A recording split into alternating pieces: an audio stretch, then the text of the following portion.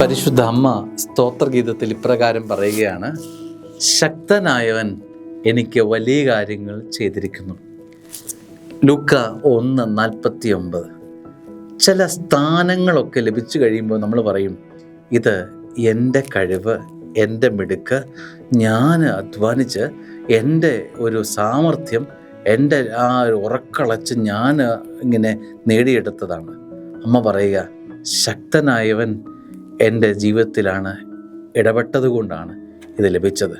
ആ credit goes to God. നീ ജീവിതത്തിൽ എപ്രകാരമാണ് നിൻ്റെ ജീവിതത്തിന് നന്മകളുടെ ക്രെഡിറ്റുകൾ സ്വർഗത്തിന് സമ്മാനിക്കുന്നത്? ലഭിച്ചതെല്ലാം സ്വർഗം തന്നതാണെന്ന് അമ്മയ്ക്ക് നന്നായി അറിയാം. അമ്മ പറയുകയാണ്, എൻ്റെ ജീവിതത്തിൽ ലഭിച്ചതെല്ലാം എൻ്റെ ദൈവം എനിക്ക് തന്നിട്ടുള്ളത്. അതുകൊണ്ട് ഈ ക്രെഡിറ്റ്, ഈ അനുഗ്രഹങ്ങൾ, ഇതിൻ്റെ കാരണഭൂതൻ ദൈവമാണ്, ദൈവം മാത്രമാണ്.